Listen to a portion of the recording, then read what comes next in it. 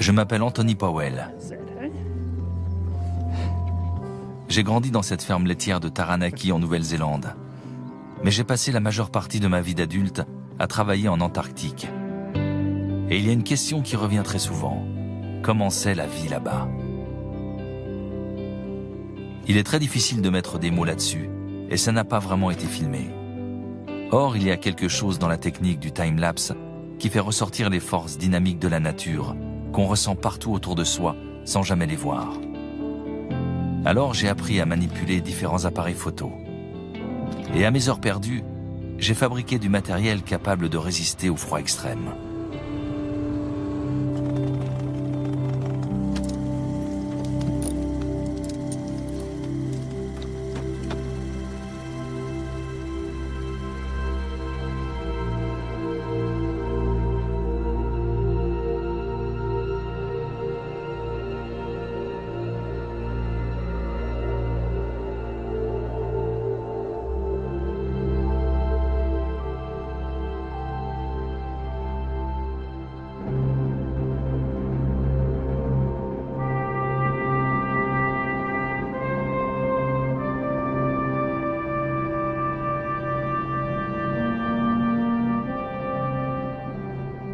Il m'a fallu plus de 10 ans pour faire ce film.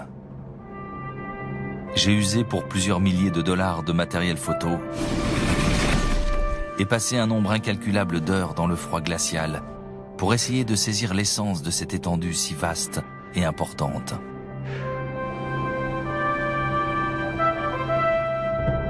L'Antarctique ne compte en réalité que 2 saisons. Un été fiévreux, qui accueille la plupart des programmes scientifiques,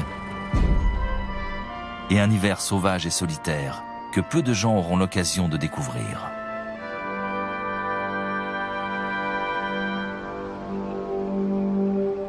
Pour véritablement comprendre cet endroit, il faut passer toute une année ici, sur la glace.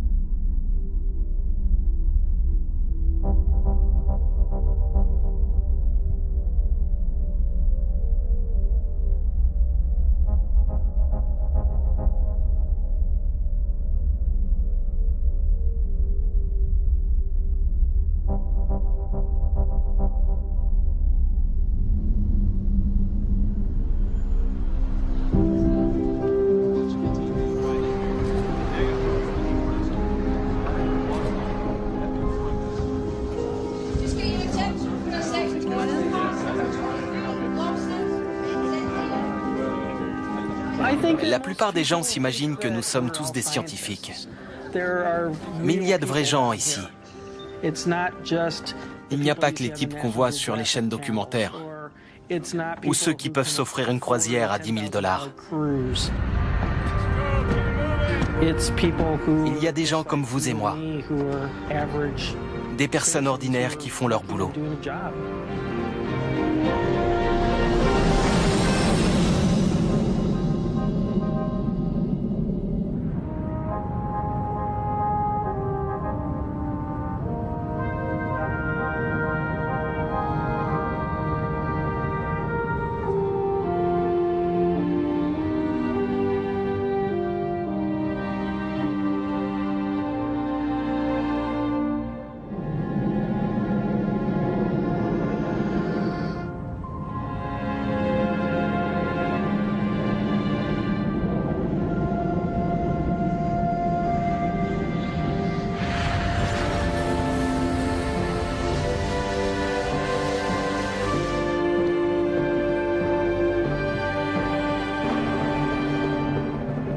La première inspiration, c'est comme un coup en pleine figure. Ça réveille. Ça y est, j'y suis. C'est pour de bon.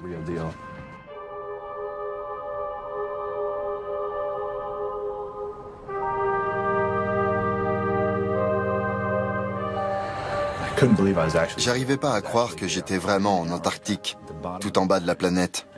Ensuite, je me suis dit, merde, qu'est-ce qui m'a pris? Qu'est-ce que je fais là?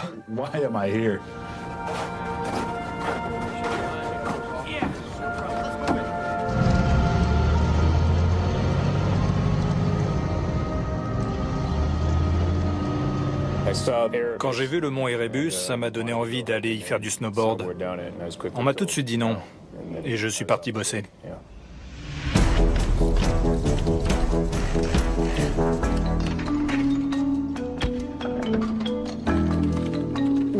On était là, on va en Antarctique, mais une fois sur place, il faut se mettre au boulot. La première fois, on a du mal à s'y faire.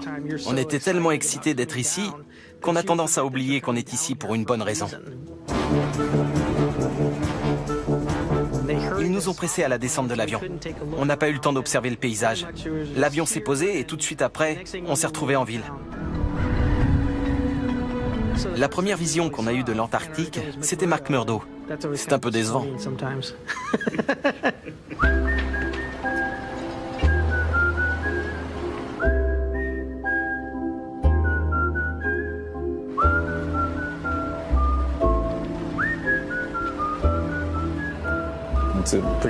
C'est une petite communauté soudée.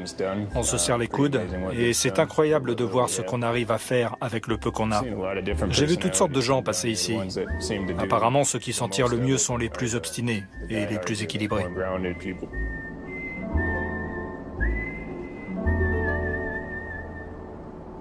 La station McMurdo est au bord de la mer sur l'île de Ross.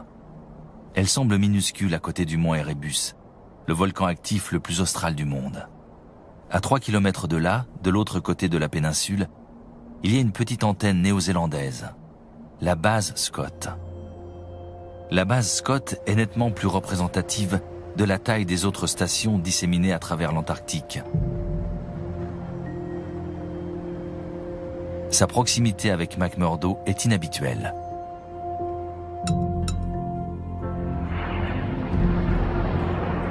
Il n'y a que 30 bases occupées en permanence sur tout le continent. Et en hiver, la plupart d'entre elles abritent moins de 20 personnes.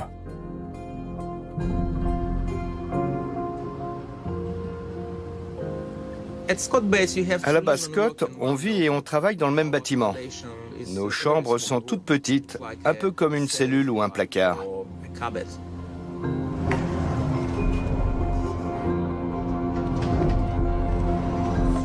Il y a un tas de choses qui finissent par te porter sur les nerfs, surtout en hiver. Tu ne peux rien y faire. On ne peut même pas vraiment se disputer parce qu'on sait qu'on va se retrouver face à face à la prochaine pause clope. Et il est très important d'être tolérant.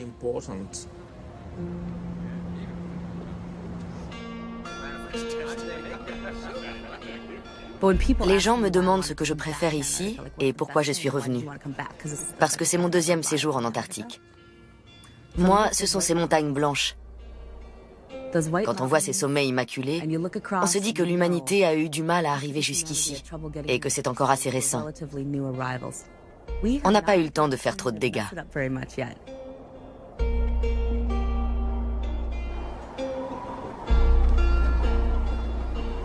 Il y a une meilleure entente entre les nations en Antarctique que n'importe où ailleurs dans le monde. Ça vaut la peine de tout faire pour préserver cette coopération et la quête désintéressée de ce qui nous rend meilleurs en tant qu'êtres humains. C'est ce qui se passe en ce moment sur ce continent, et c'est précieux.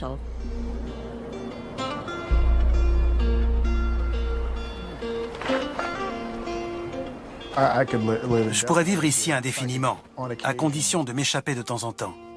Je n'ai littéralement pas bougé depuis le mois d'août. La plupart des gens qui sont ici depuis si longtemps sont au moins allés jusqu'au pôle sud. Ils sont au moins sortis de la ville.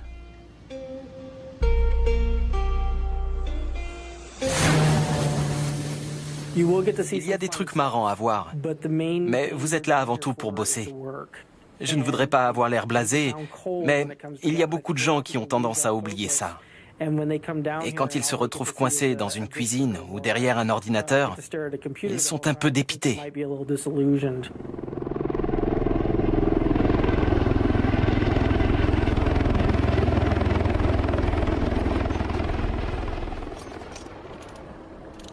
La première fois, je suis venu avec les Italiens.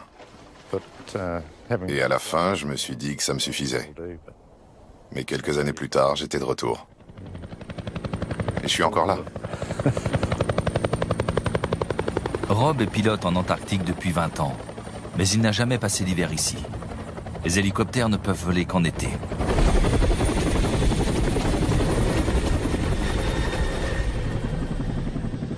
On court moins de risques ici qu'en Nouvelle-Zélande, parce qu'on n'a pas à se préoccuper de la météo.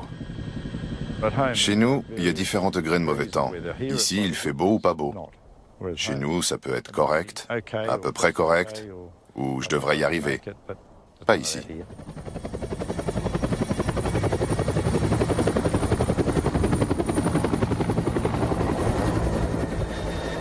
Quel est l'endroit où tu préfères aller en hélicoptère? Christchurch. Non, j'aime bien les vallées sèches. La vallée de White et la vallée Beacon aussi. La vue est spectaculaire.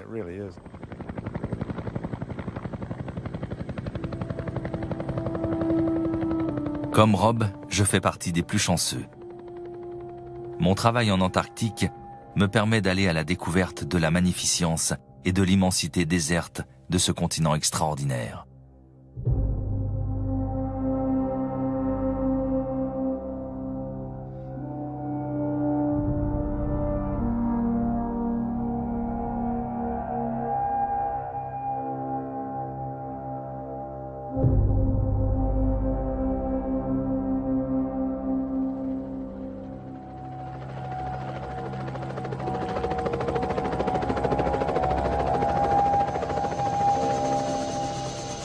Partout où ils mènent des recherches sur le terrain, les scientifiques ont besoin d'un moyen de communication.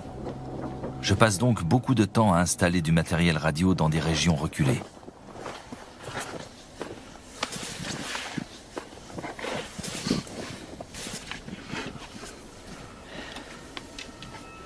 La première fois que je suis venu ici, en 1998, j'ai été frappé par la pureté immaculée de ce paysage.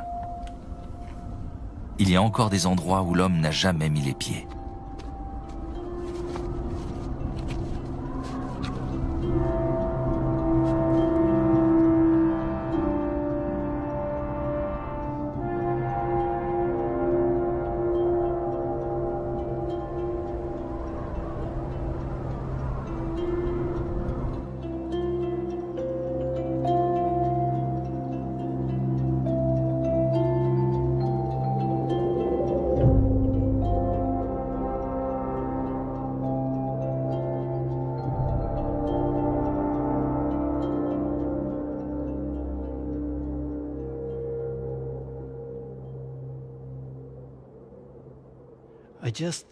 J'adore l'idée qu'il reste des lieux dans le monde où l'on peut faire l'expérience du silence total. Quand on est ici et qu'il n'y a pas de vent, il faut tendre l'oreille pour capter le moindre son. On ne se rend pas compte du niveau de pollution sonore auquel on est exposé quotidiennement dans le monde réel.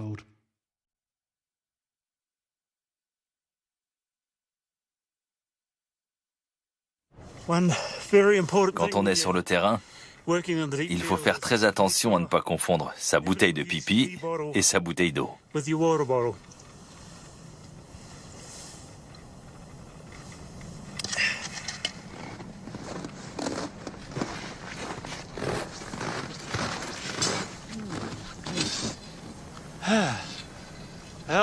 Ça, c'est le sommet du mont Erebus.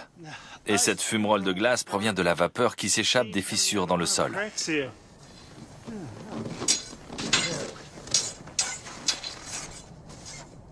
La plupart du temps, je n'en reviens pas d'avoir la chance de travailler ici. Mais certains jours, je me dis qu'ils ne me paieront jamais assez.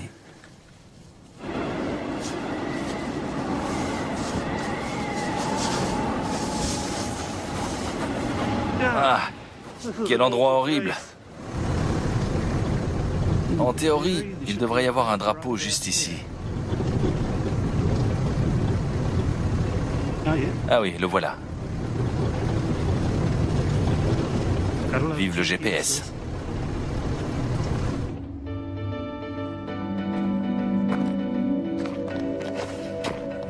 On est au milieu de l'été et il est... La petite aiguille est sur le 12. Il est minuit.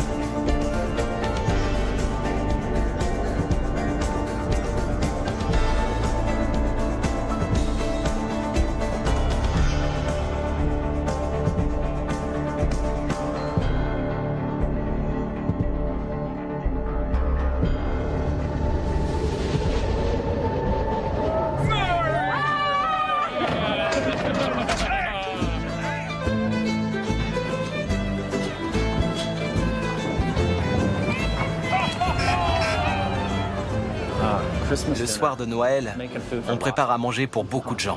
C'est une grosse journée.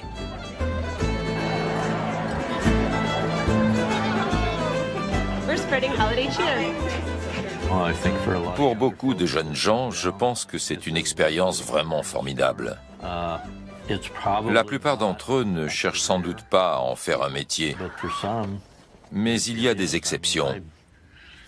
J'ai découvert cet endroit et j'en suis tombé amoureux.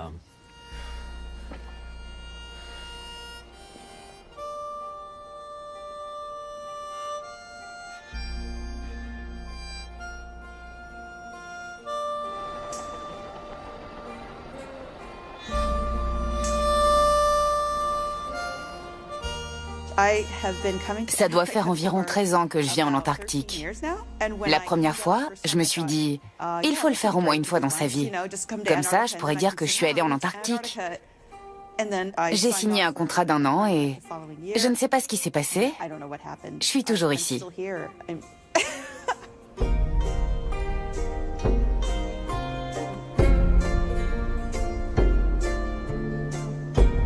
Comme disent souvent les femmes en Antarctique, on gagne à tous les coups, mais faut voir ce qu'on gagne.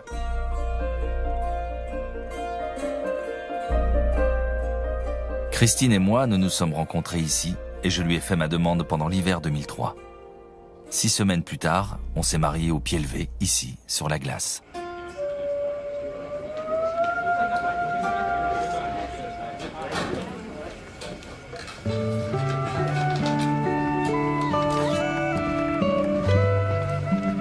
On a fabriqué des fleurs en origami. Laurie, l'amie de Christine, lui a cousu une robe avec du tissu recyclé. Et les plombiers nous ont découpé des alliances en cuivre. J'ai emprunté la seule veste de costume de la base à Eric, le chef de station, qui a célébré le mariage. On this night here on Ross Island, Christine Marie Gamble and Anthony Brendan Powell are celebrating their love and commitment to each other. And tonight, they will join as husband and wife in heart, body, and soul. Hi, Dad. Hi, dear. Chris, how are you doing? Just fine. Go ahead. I'd like to talk to Ann first. Ann, are you there? I'm here. Okay, Ann, congratulations on meeting my daughter and married. Thank you. Yeah, I think you're a great guy. I've heard good things about you. I don't know you very well. They're better in the future. Christine, it's you and Ann's lifetime of happiness together. C'est mon 9e hivernage ici, et le 8e pour Christine. La vie sur la glace s'est profondément enracinée en nous.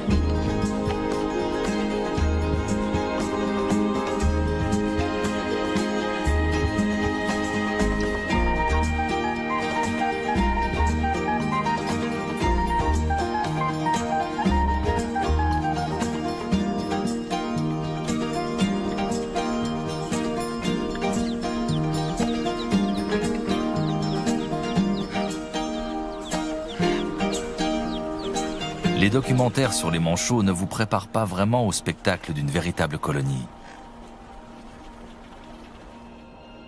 Le sol est jonché de milliers de cadavres gelés.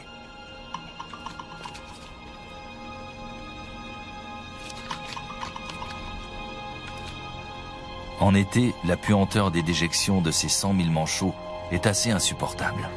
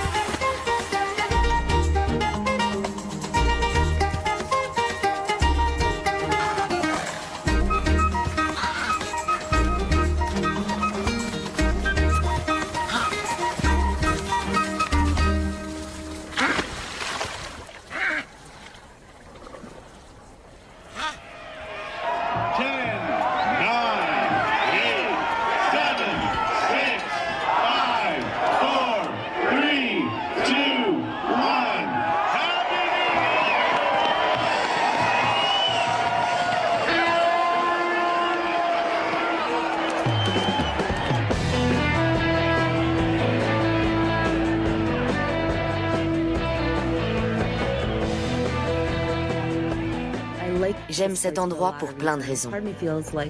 J'ai parfois l'impression que vivre à McMurdo, c'est comme de vivre au pays imaginaire. Comparé à la plupart des Américains, les gens qui sont ici ont choisi une voie très différente. Et j'adore l'idée de passer ma vie avec des gens qui n'ont pas envie de faire comme tout le monde. Pour la première fois de ma vie, je fais partie de la majorité, parce qu'on est beaucoup à penser ça. Ça ne m'était jamais arrivé.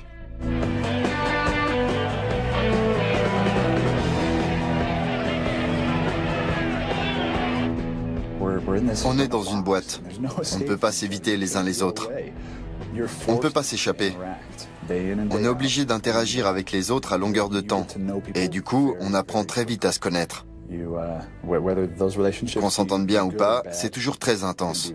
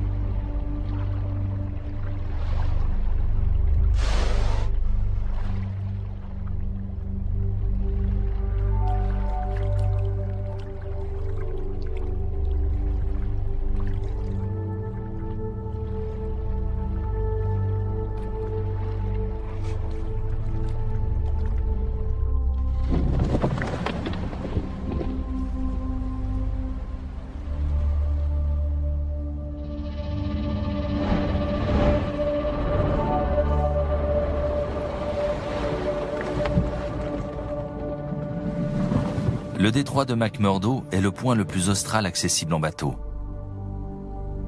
Et l'arrivée du ravitailleur annonce la fin de l'été.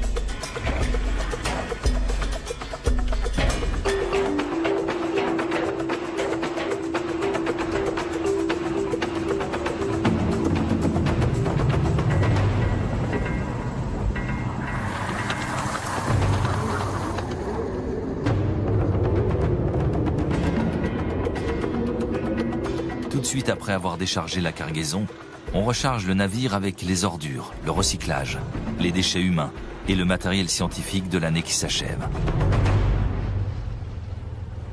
Il ne doit rien rester.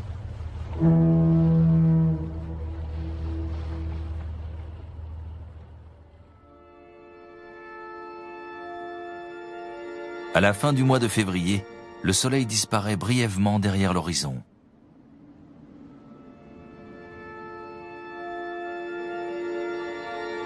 Ceux d'entre nous qui passeront l'hiver ici commencent à se rapprocher.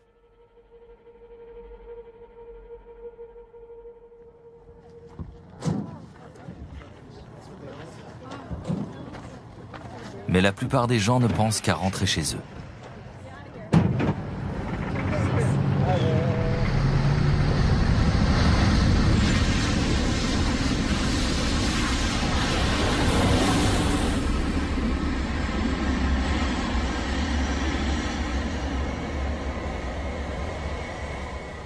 Tu as déjà tenté de faire l'hivernage? Non.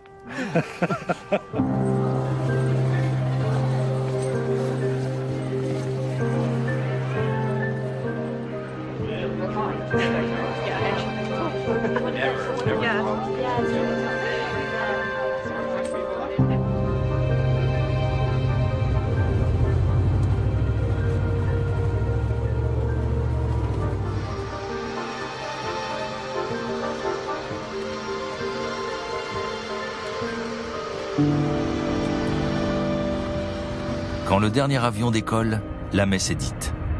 On est coincé ici pour les 6 mois à venir.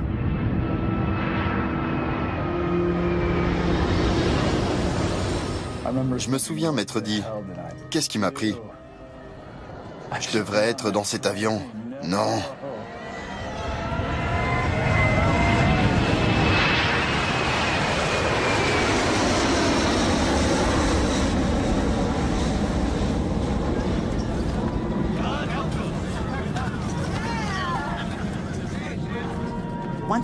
Une fois qu'il a disparu et qu'on n'entend plus rien, c'est comme si toute la ville poussait un grand soupir. Et voilà. On regarde les gens autour de soi et on se dit « Ok, vous serez mes amis et ma famille pendant les 6 prochains mois. » Ma première saison, c'était un hivernage. Je me souviens que quand l'avion s'est envolé, je me suis dit « J'espère que c'est bien ce que je veux. »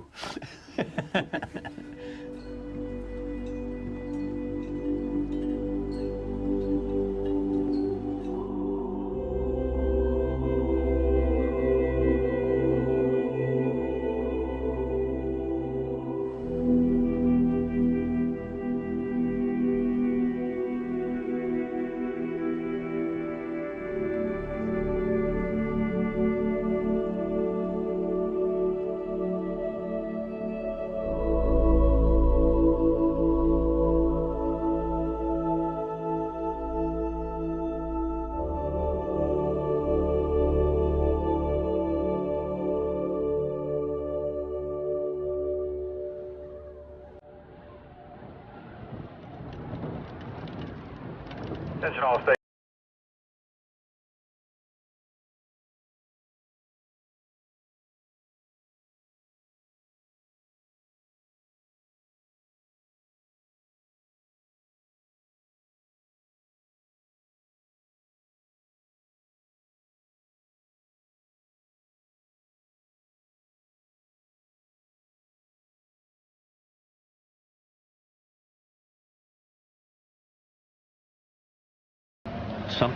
Il y a des personnes qui supportent très bien l'hiver antarctique et d'autres qui ne parviennent pas à s'y faire.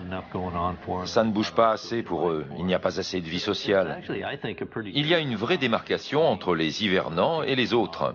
En général, c'est évident.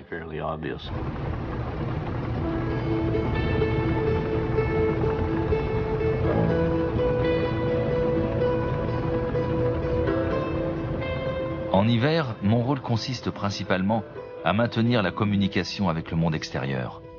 Pour cela, je dois régulièrement traverser l'Inland 6 pour me rendre à la station relais de l'île Noire. En été, la station n'est qu'à 10 minutes d'hélicoptère.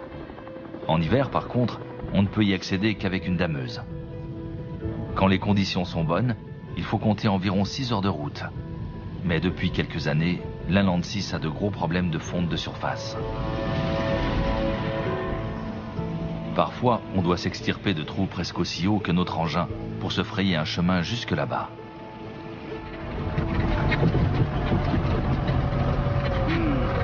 Et maintenant,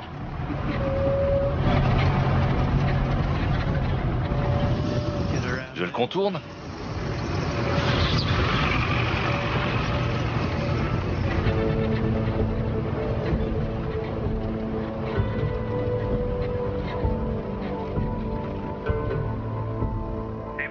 Tu vois un passage?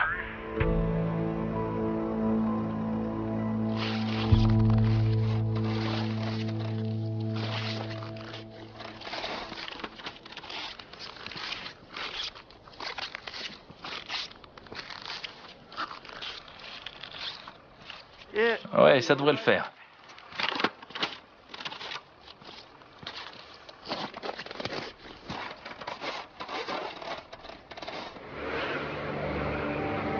L'île Noire est un des endroits les plus venteux de la planète, à tel point qu'on n'a jamais pu mesurer avec exactitude la vitesse des vents les plus violents, parce que les mâts anémométriques sont arrachés.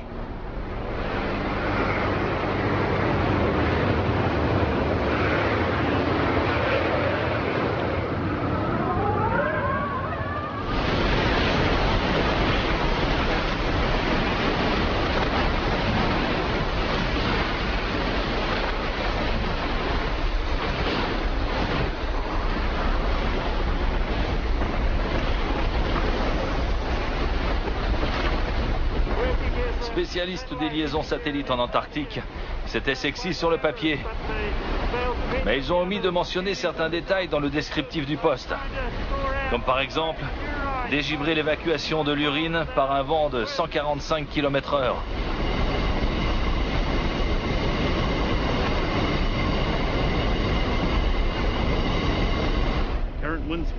La vitesse actuelle du vent est de 183 km/h ou 99 nœuds. Non, pardon, 227 km/h. La caméra est sur un pied, mais comme vous pouvez le voir, l'image tremble. C'est parce qu'on a des rafales de vent à 100 nœuds qui ébranlent tout le bâtiment. Je vais aller faire un tour dans le dôme du satellite principal pour vous montrer ce que ça donne.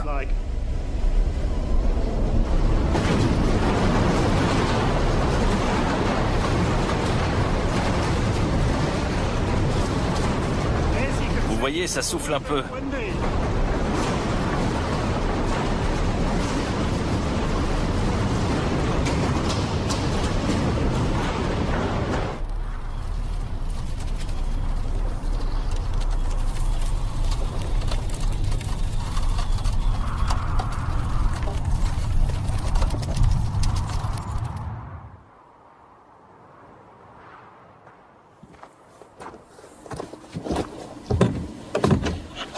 Je vais vous montrer l'intérieur du dortoir depuis la dernière tempête.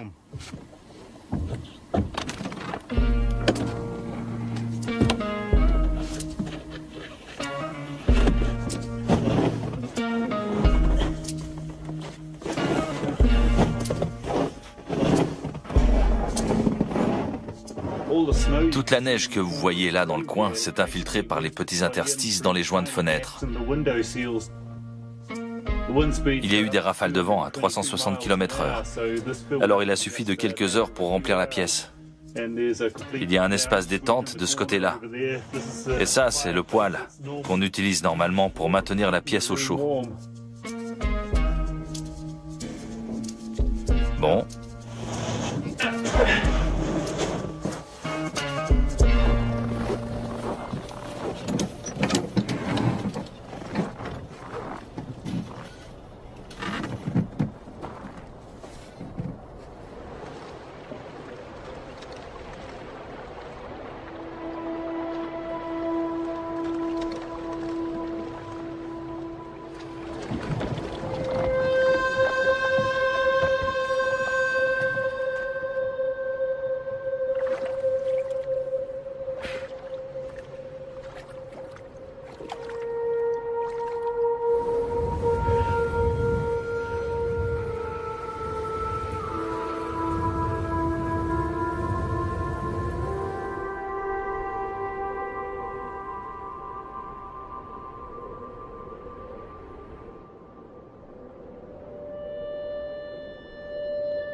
Au milieu du mois de mars, il y a 2 ou 3 semaines magiques pendant lesquelles le soleil se lève et se couche à des heures normales. On peut même laisser les rideaux ouverts la nuit pour se réveiller avec le lever du soleil.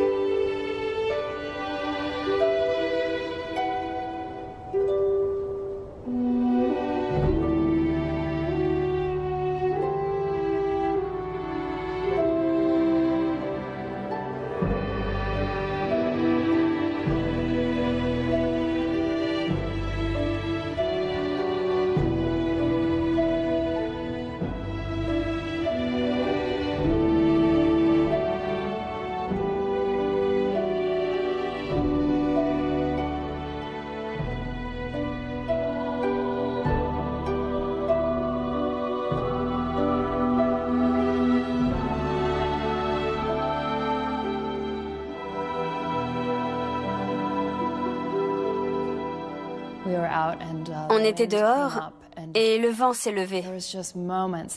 À ce moment-là, il faisait tellement froid que je me sentais vraiment en danger. Je sentais qu'il se passait un truc bizarre dans mon esprit. J'avais du mal à me concentrer sur quoi que ce soit, à part le besoin de me sortir de cette situation et d'essayer de me réchauffer. C'était vraiment dur de rester concentré sur le matériel qu'il fallait rassembler et sur ce qui devait être fait, au lieu de partir en courant vers le véhicule le plus proche. C'est incroyable de voir comment l'instinct se met en marche.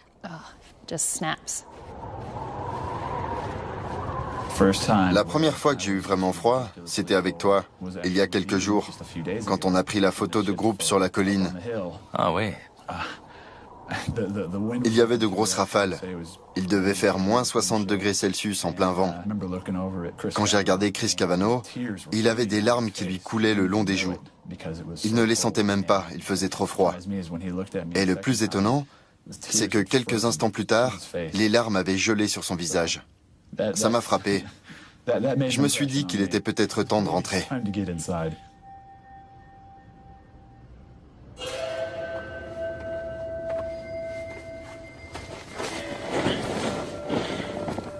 La plage la plus proche doit être à environ 30 km, et pourtant il n'est pas rare de faire ce genre de trouvailles. C'est un phoque momifié qui s'est perdu à l'intérieur des terres. On en voit très souvent.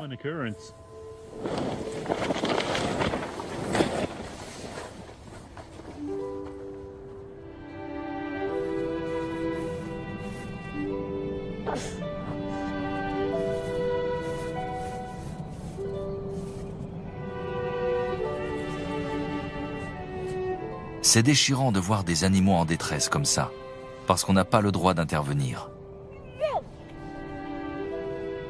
Il faut laisser la nature suivre son cours.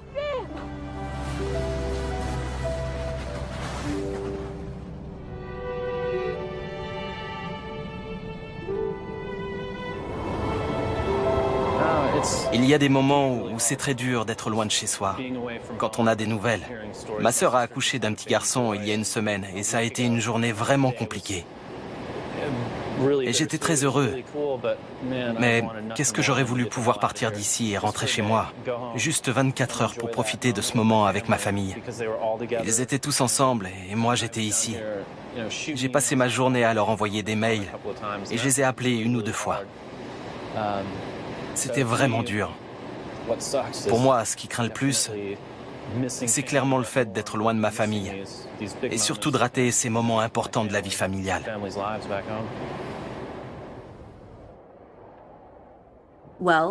D'abord, j'étais un peu inquiète. Et puis, je m'entoure toujours de quelques trucs, au cas où j'aurais pas le moral. Alors, j'ai apporté des photos de ma famille et je les ai mises sur mon frigo. Comme ça, il y a toujours des gens de mon côté, même quand je commence à étouffer un peu.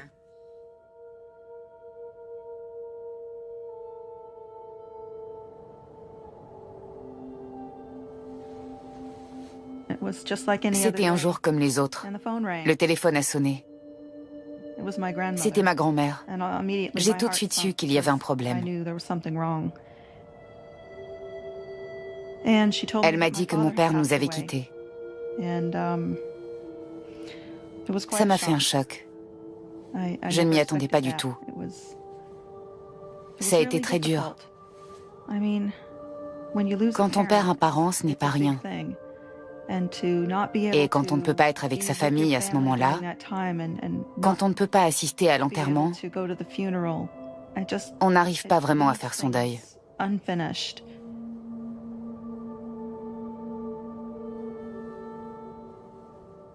Je voulais être là pour ma famille. J'avais besoin d'être là. Et je n'ai pas pu.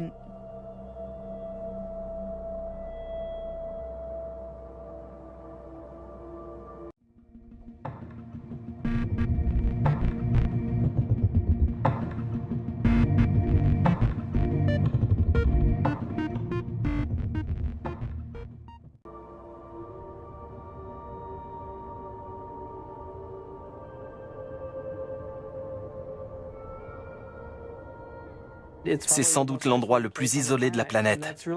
Et c'est difficile à accepter. Il y a des gens que je ne vois pas faire un 2e hivernage. Ça peut être dur.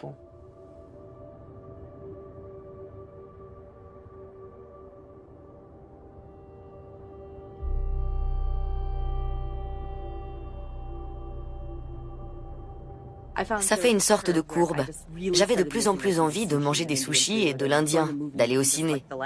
Ça me manquait vraiment beaucoup. Et puis ça a disparu. Ça ne me manque plus.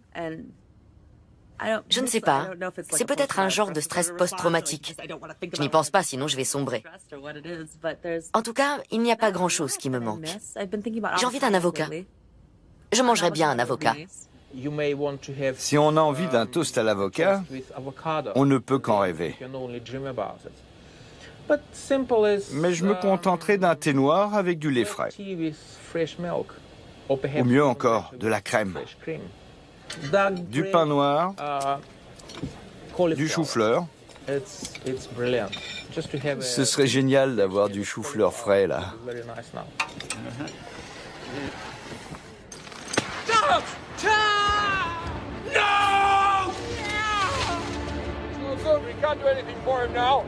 À l'hiver 2008, j'ai lancé le festival du film antarctique en 48 heures. Et j'ai invité toutes les bases du continent à participer.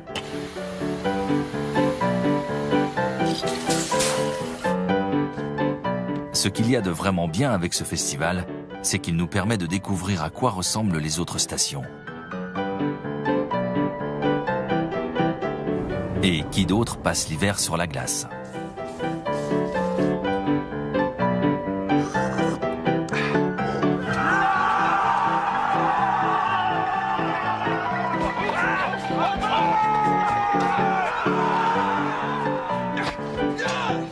Carolina, great to hear your voice. Yes, how are you? I'm good. Yeah, I'm fine. Everything's good here. Just having my breakfast, some coffee. How are your parents?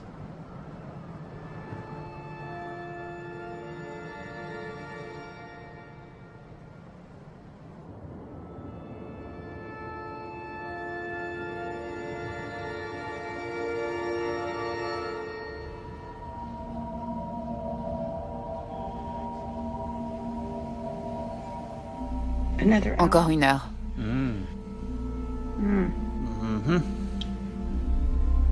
Est-ce qu'on reverra le soleil? Un jour.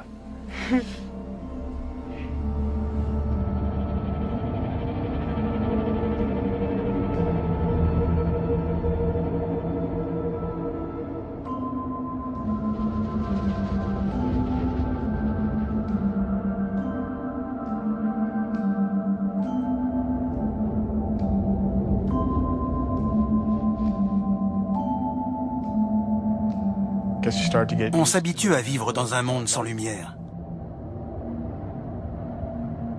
Les jours raccourcissent, les nuits rallongent, et puis les nuits deviennent vraiment longues. Et vers la fin du mois, il n'y a plus de soleil. Fin de l'histoire.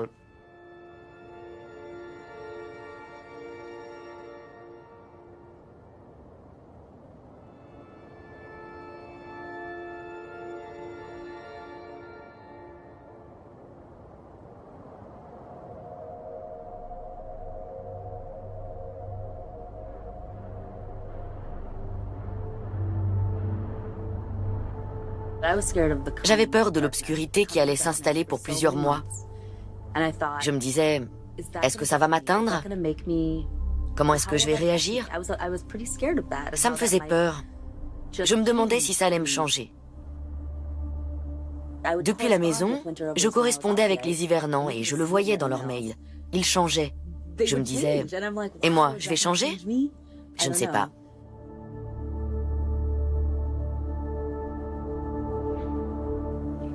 En réalité, il n'y a pas la même lumière dans le ciel. Alors j'ai le sentiment que le soleil n'est pas loin. Ça m'aide beaucoup. Ça me rappelle que ce n'est pas vraiment la nuit. Attention all stations, stand by for severe weather condition announcement. McMurdo weather is set severe weather condition 1 for the following location. McMurdo station, T site, arrival height. Field, Williamsfield, road Williamsfield. Regardez ça. C'est l'entrée de notre dortoir.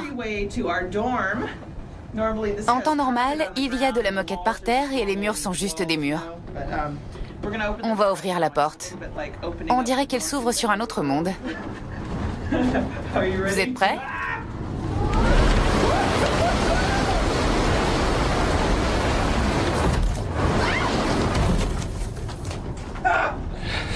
Il y a un peu de vent dehors.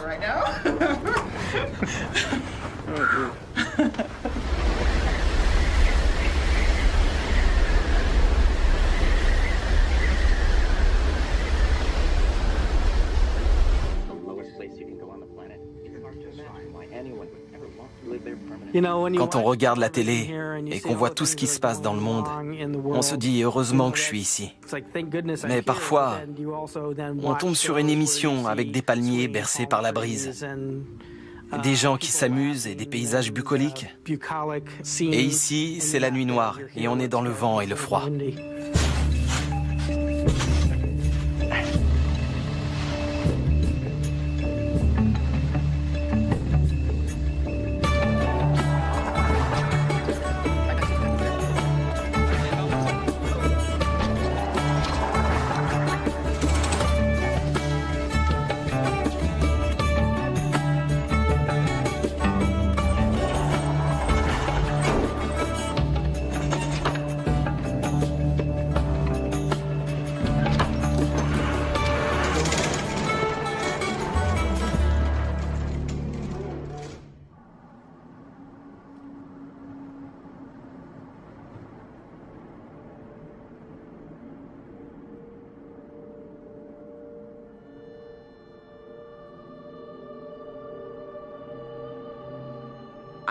J'étais sur la mer gelée et tout à coup, j'ai vu sortir derrière Observation Hill d'immenses rouleaux verts, comme des vagues de poussière d'atmosphère. Un gigantesque rideau de poussière d'atmosphère ondulant au-dessus de ma tête et qui traversait le ciel par vagues. Je me suis dit, tu vas te faire kidnapper par des extraterrestres? On aurait vraiment dit que ça descendait vers moi et qu'il suffisait de tendre la main pour le toucher. Ou alors, si vous croyez au paradis, c'est peut-être ce qu'on voit en arrivant au paradis, je ne sais pas. Mais c'était vraiment une expérience bouleversante. C'était inoubliable. Je ne sais pas ce qui s'est passé, mais je me suis soudain retrouvée à genoux, en train de pleurer.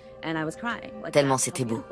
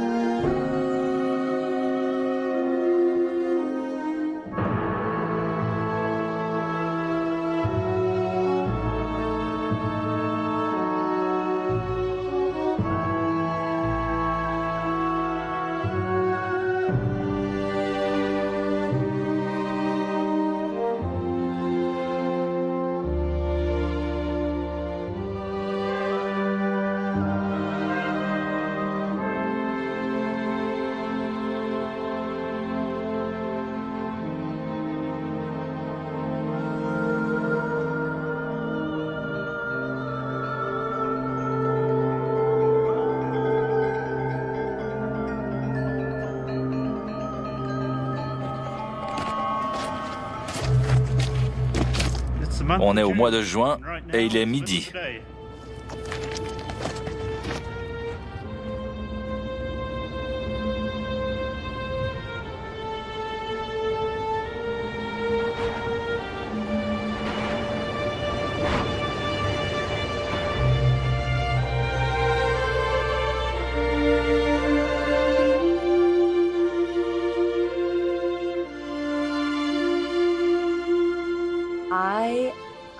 J'ai grandi dans une région rurale où on voyait très bien les étoiles, au cœur du Minnesota. Et je suis allée dans les montagnes du Colorado, où j'ai trouvé le ciel magnifique. Mais je ne savais pas qu'une étoile pouvait clignoter. Rose, vert, bleu, blanc, et ainsi de suite. La même étoile. Comme une lumière stroboscopique. Et pas qu'une.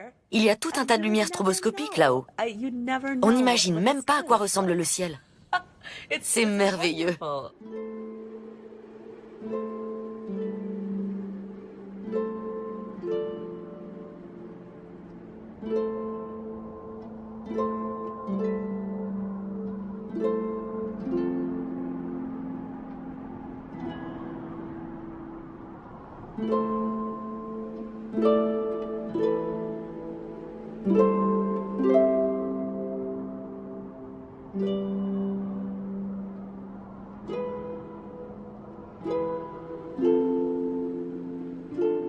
J'ai adoré ces journées d'obscurité.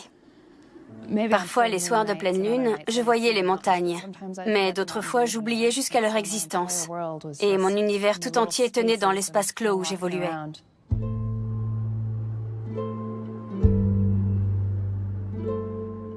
Ça change ta perception.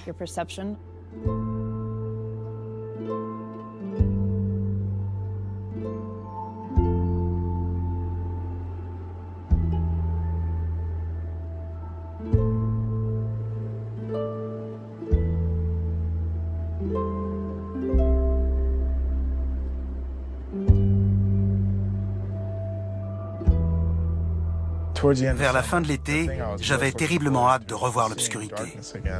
Je voulais voir la nuit. Maintenant, il fait nuit, et pour l'instant, le jour ne me manque pas trop.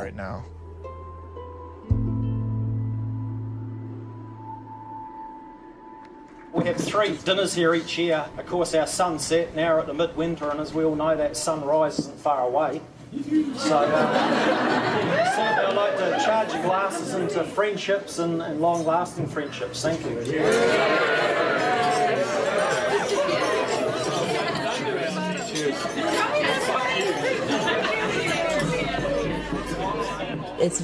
C'est vraiment génial qu'il y ait en Antarctique une fête unique qui rassemble toutes les nationalités.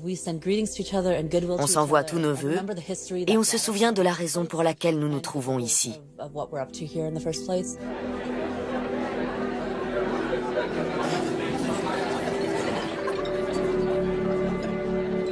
C'est merveilleux. J'adore la Midwinter.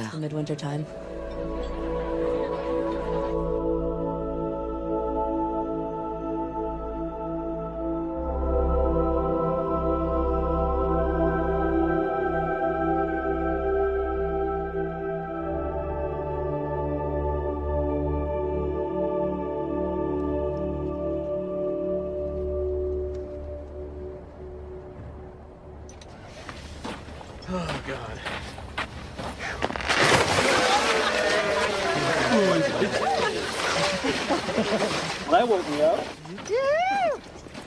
Come on, Bernie. Do it.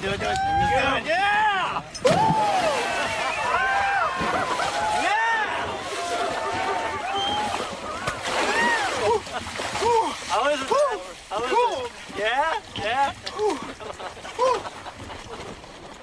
L'autre jour, je venais de rentrer et Christine m'a demandé s'il faisait froid dehors. Et je lui ai répondu « Non, ça va ». Et soudain, l'absurdité de cette conversation m'a frappé. On était en Antarctique, au beau milieu de l'hiver, et elle me demandait s'il faisait froid dehors. Il faisait moins 40 degrés Celsius. On n'avait pas vu le soleil depuis des mois, et je trouvais que c'était une belle journée. C'est fascinant de voir à quel point notre perception de la normalité s'est modifiée. 906, Firehouse. Go for 906. Hey, just checking on the progress. Is Scott Base Road open again? That is a negative. We need 10 more minutes. C'est le fait de passer 6 jours par semaine assise dans ce bureau à téléphoner sous les néons qui finit par devenir difficile.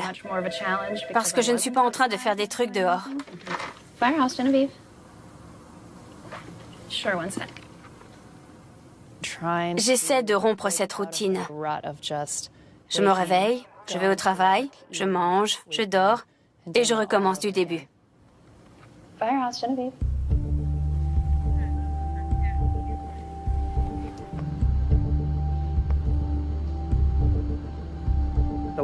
Beaucoup de gens font la même chose tous les jours et ils n'ont pas l'habitude des mouvements répétitifs.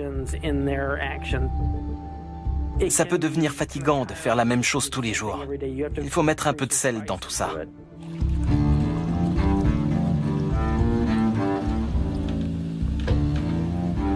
Merci.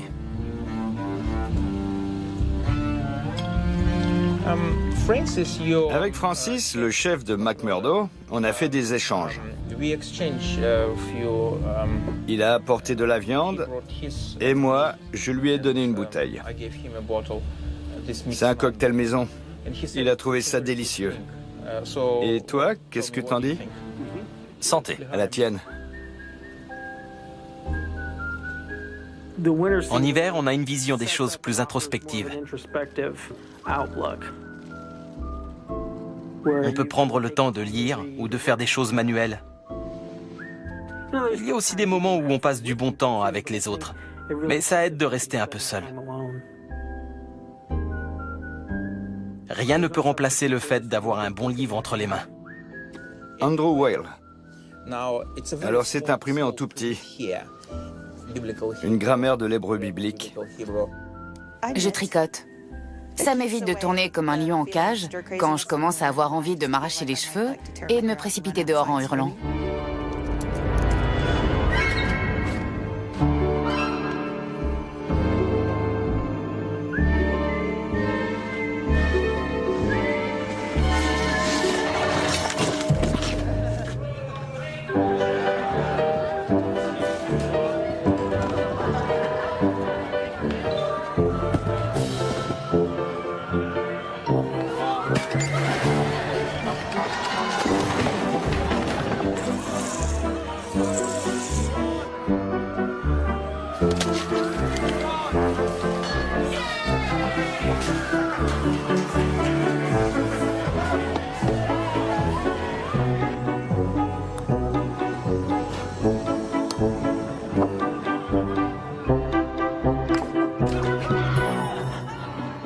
À la fin de l'hiver, le froid extrême, la fatigue et l'absence prolongée de lumière solaire et de nouveaux stimuli engendrent un trouble appelé le syndrome polaire de la T3. Attention all stations, stand by for severe weather condition announcement. The NSF station manager is set severe weather condition 1 for the following location. Je travaille à la boutique et on ouvre tous les jours à 11h30. Et presque tous les jours, il y a ce type qui vient faire une course à 11h35 ou 11h40. On a la même conversation. Je ne lui demande même pas ce qu'il veut, je lui donne un paquet de cigarettes. Et l'autre jour, il arrive à la même heure et me fait « Ça alors? Je ne savais pas que vous ouvriez à cette heure-là.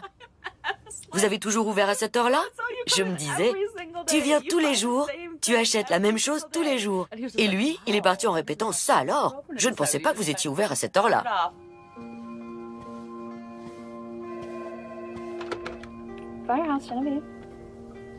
Il y a quelques jours, Tali m'a appelé. « Oh, Tali, je suis vraiment contente de t'entendre. J'allais justement t'envoyer un SMS. » « Oui, tu me l'as envoyé. » J'avais complètement oublié. Et je crois que ça m'arrive assez souvent. Un jour où je devais sortir, la chef m'a balancé une paire de bottes. Je les enfile, je marche avec, mais il y a un truc bizarre, je ne sais pas quoi. J'arrive à la porte de la caserne, je regarde mes bottes et je me rends compte que j'ai inversé les deux pieds. Je rentre, je m'assieds, je les enlève. Je retire la botte droite, je la pose. Je retire la botte gauche, je la pose. Je reprends la première, je la remets au même pied. En gros, je les ai enlevées, je les ai remises à l'envers et je suis ressorti. Je viens ici depuis 1999, alors tout se mélange. Mes souvenirs sont flous. Un jour, j'ai essayé d'appeler mon père. Je connais ce numéro par cœur depuis que je suis gamin. Mais je ne m'en souvenais pas. Je me suis surpris à me demander, et j'ai bien mis 10 secondes à m'en souvenir, si le S venait avant ou après le T dans l'alphabet. Ça voulait dire qu'il fallait que je m'éloigne un peu de mon bureau pour me reprendre.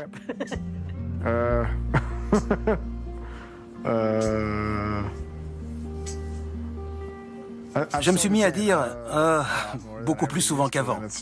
C'est pas volontaire, je le fais pour combler le vide. Je ne faisais pas ça avant de venir ici. Je disais mais jamais Et je viens d'avoir un moment T3. J'ai complètement perdu le fil de ma pensée. C'était quoi déjà la question?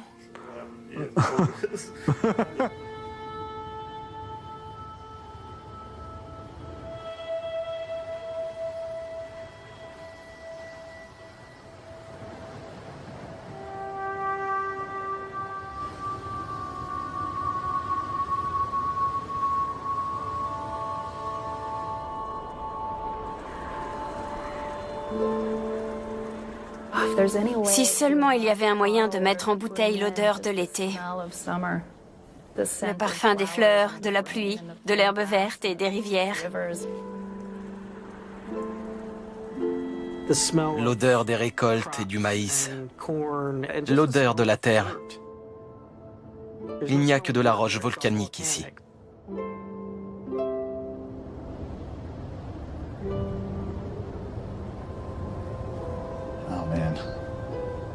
La pluie me manque, les arbres, l'eau, ma famille, mes crétins de neveux. Un tas de choses me manquent. On fait des sacrifices pour venir ici.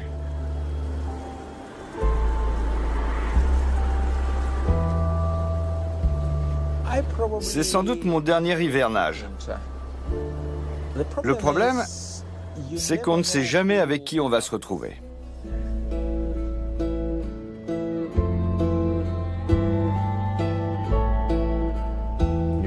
C'est comme si on était coincé dans un village et qu'il n'y avait plus rien d'autre. Et puis le soleil revient et on se souvient où on est.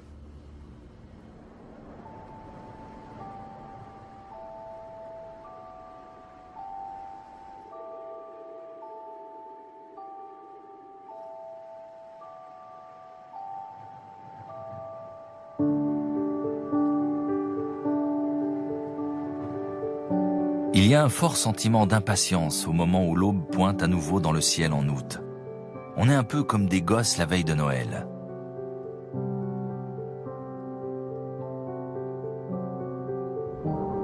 Le mois d'août est aussi le plus froid de l'année. Les nuages nacrés sont de plus en plus nombreux. Ça a beau contribuer à la destruction de la couche d'ozone, quand le soleil les atteint enfin, c'est magnifique. Comme si le ciel tout entier s'embrasait.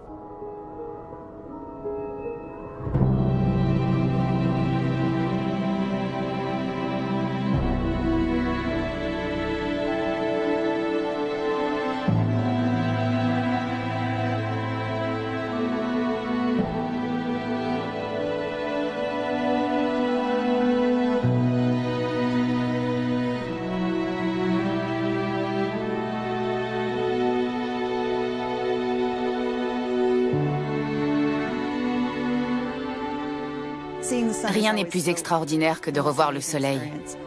Je l'attends. J'attends son retour.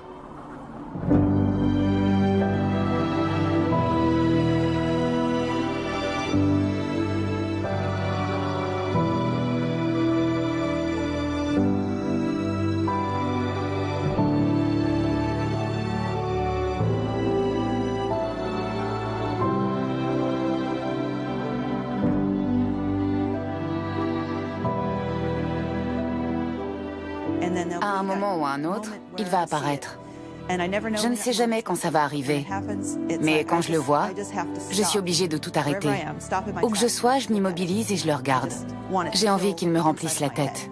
Je le laisse entrer par mes yeux. C'est la source de la vie.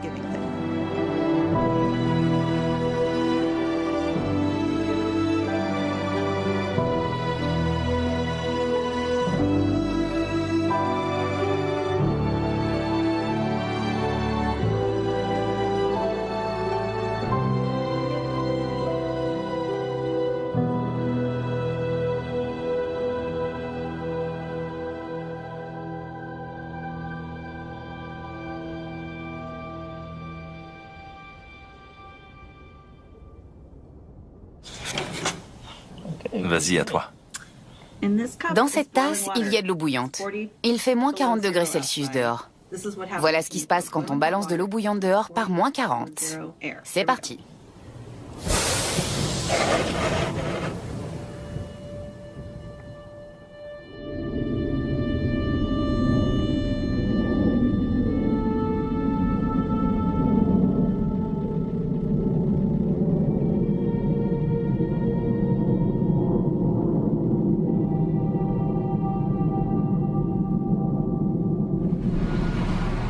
Pendant la campagne d'été, la population de la base passe du simple au double.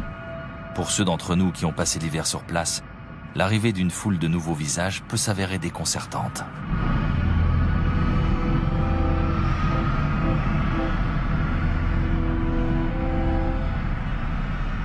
C'est assez fou. En général, soit ça donne la pêche, soit c'est tout le contraire. On se sent vidé de son énergie.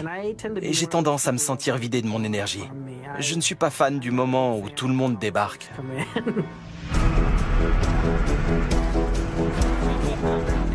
Pendant 6 mois, on a vu tous les jours les mêmes gens. Il n'y a eu aucun nouveau visage. Et là, on se retrouve face à un tas d'inconnus. On ressent de l'excitation et de la joie mélangée à de la répugnance. N'approchez pas.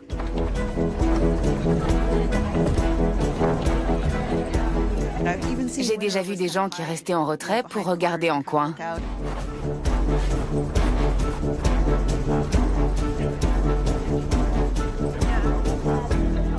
En hiver, il n'y a pas de microbes. Personne n'est malade. Mais les nouveaux amènent des microbes avec eux. Ils ont une énergie incroyable et ils sont oranges. On les appelle les oranges à cause du bronzage. On ne mesure pas à quel point l'absence de luminosité nous rend pâles.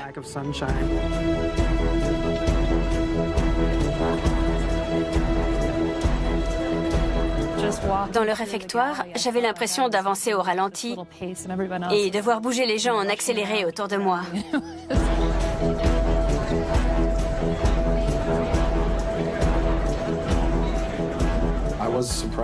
J'ai été surpris de voir à quel point notre comportement était territorial. Après avoir accueilli le vol, je suis allé manger. J'ai pris mon plateau et mon assiette. Je me suis avancé et j'ai découvert qu'il y avait la queue. J'étais furieux. Ces gens venaient d'arriver. Ils ne savaient même pas ce qu'ils faisaient. Toute ma routine était bousculée. Et j'étais tellement furieux que j'aurais pu planter ma fourchette dans le dos de quelqu'un.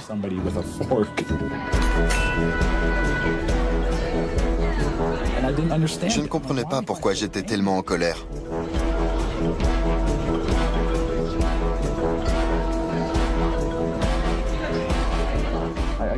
Je n'ai pas pu manger au réfectoire. Je suis monté dans ma chambre et j'ai passé 5 minutes à me demander pourquoi j'étais en colère. À ce moment-là, ça a frappé à la porte. C'était le reste de la caserne. On peut manger avec toi? Et on est resté là une demi-heure à manger en regardant la télé, sans se dire un mot. C'était magnifique.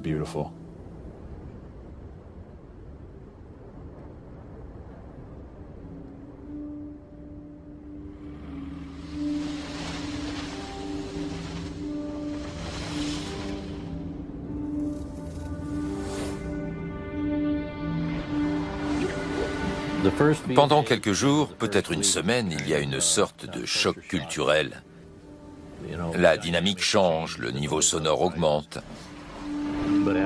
Mais après ça, les nouveaux venus ont tellement d'énergie que c'est communicatif. Je suis plus enthousiaste à l'idée de porter des trucs et de me bouger. Ça me réveille.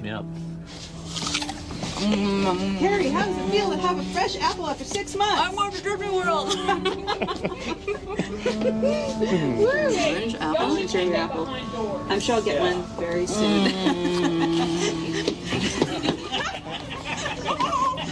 Be gentle with the banana.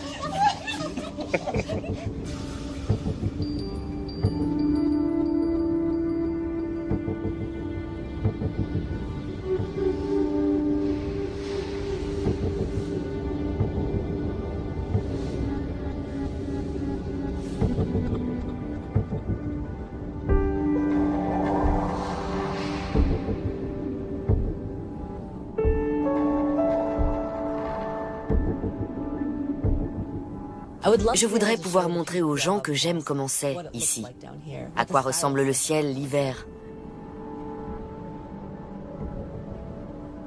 Parce qu'ils ne le verront jamais.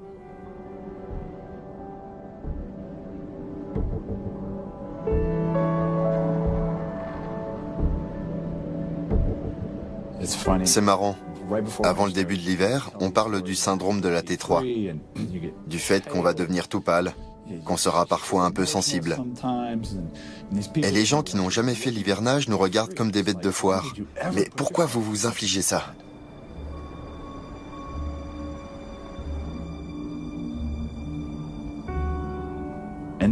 Et puis à la fin, on se regarde et on se dit, l'hivernage, il n'y a pas mieux.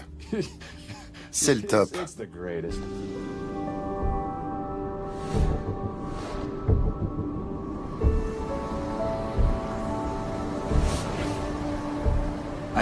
J'ai essayé d'expliquer aux gens ce que ça fait d'être en Antarctique. Ils adorent quand je leur raconte des histoires et que je leur décris comment c'est. Mais je sais bien qu'ils ne comprendront jamais. Ils ne sauront jamais vraiment comment c'est ici.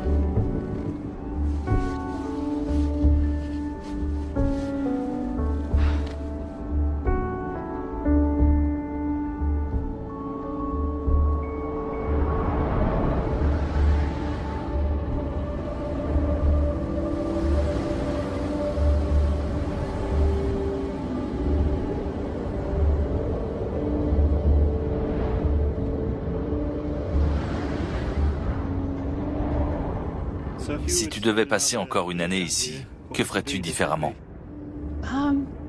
J'apporterai moins d'affaires.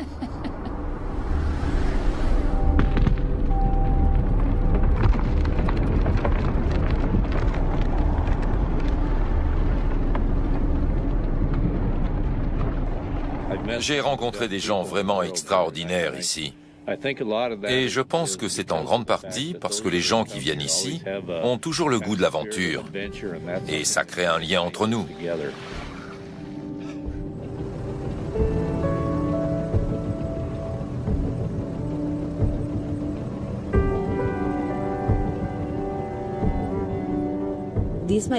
C'est peut-être l'âge d'or de l'Antarctique.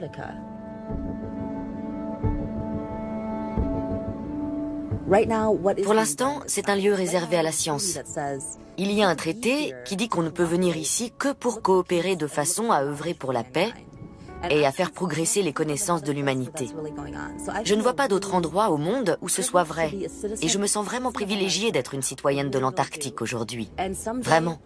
Un jour, quelqu'un trouvera un moyen d'extraire du pétrole dans un but commercial. Un jour, le traité prendra fin. Je ne sais pas si on pourra toujours être aussi fair-play qu'on l'est aujourd'hui.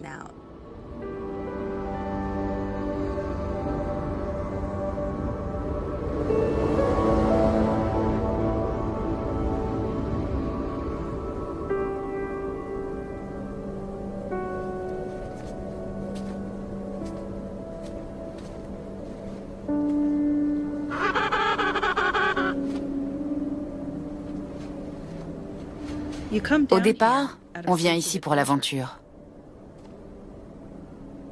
Mais ensuite, on ne peut plus s'en passer. Et on se rend compte à quel point tout ça est magique et fragile. Si on ne fait pas attention, si on n'est pas scrupuleux, ça risque de disparaître.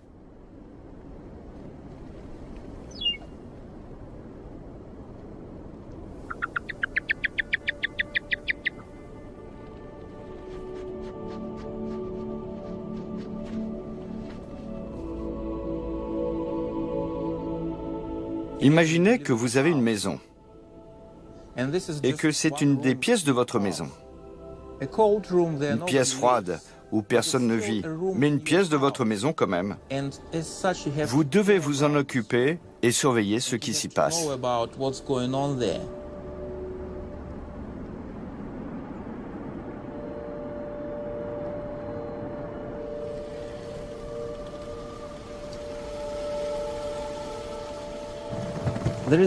J'aime beaucoup l'expression anglaise « peace of mind », avoir l'esprit en paix. Avoir l'esprit en paix, c'est très important.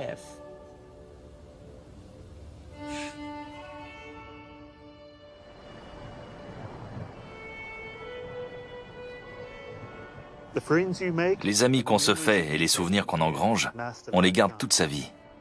J'ai rencontré des types qui étaient ici il y a 50 ans et qui donneraient n'importe quoi pour avoir l'occasion de revenir une dernière fois.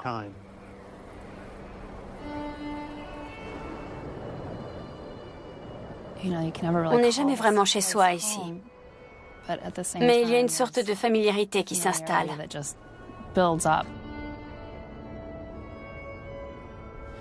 Ça me manque quand je m'en vais.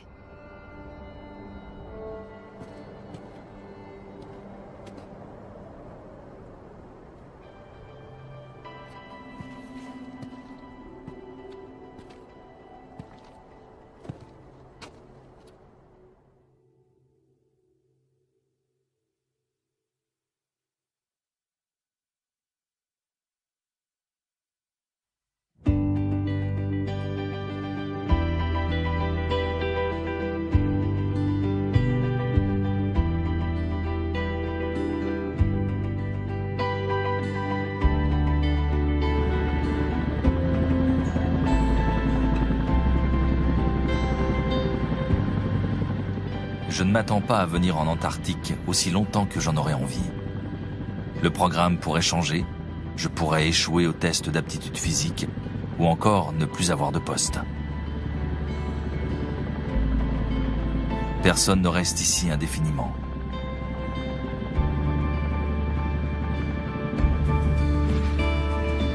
Le moment vient où tu dois partir à ton tour et tu ne sais jamais avec certitude si tu reviendras un jour.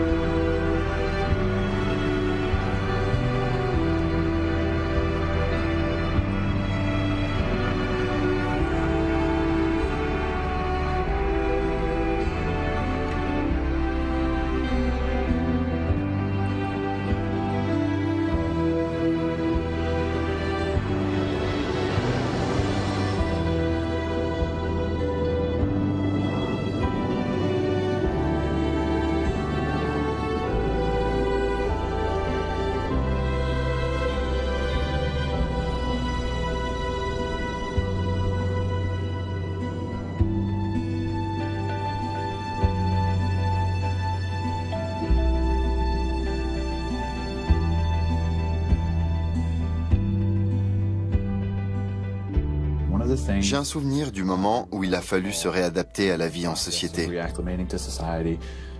C'était un lundi matin. Il devait être 8h30 et j'étais coincé dans les bouchons. Je me souviens d'avoir regardé les voitures autour de moi, tous ces gens avec leur petite vie, toute la routine du monde. Et je ne pouvais pas m'empêcher de regarder ces gens en me disant « c'est du bétail ». Un troupeau qu'on conduit du point A au point B.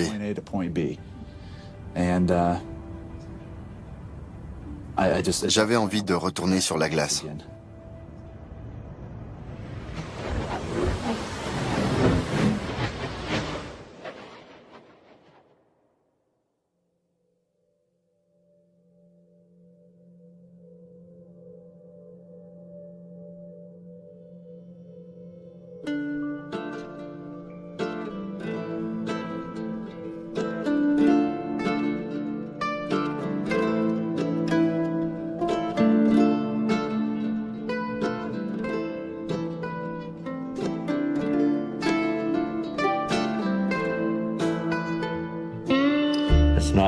C'est seulement quand on quitte la glace qu'on prend conscience de l'absence de parfum, l'absence d'odeur. Alors on peut aller au jardin botanique pour se faire une overdose olfactive.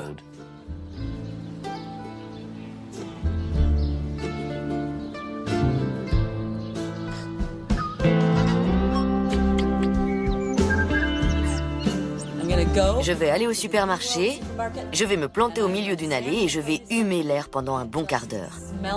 Et ensuite, voilà ce que j'achèterai. Du bon pain croustillant, un morceau de très bon bleu, de l'avocat et du raisin rouge sans pépins. Et je ne mangerai que ça pendant 3 jours.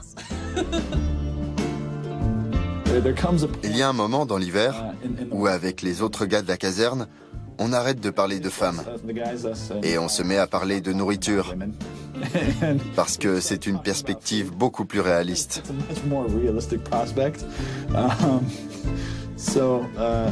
J'ai décidé qu'en rentrant, je me taperai un steak et un homard. Je vais faire un festin. Des légumes frais, avec du goût. Un burrito aux haricots chez Taco Bell. Du pain noir, de l'avocat et du chou-fleur. Un bol de cornflakes avec du vrai lait et des rondelles de banane. Des œufs bénédicts au boulevard en Nouvelle-Zélande. Tout ce qu'on trouve à Christchurch est bon. Tant que ce n'est pas une cantine. La première chose que je ferai quand je rentrerai en Nouvelle-Zélande, c'est d'aller au jardin botanique pour toucher l'herbe et sentir les fleurs. Ensuite, j'irai jusqu'à l'océan pour voir l'eau bouger. Tu es sur l'océan, là? Exactement, c'est ça qui est drôle. Je suis une montagnarde, ça ne m'attirait pas du tout avant. Marcher pieds nus dans l'herbe.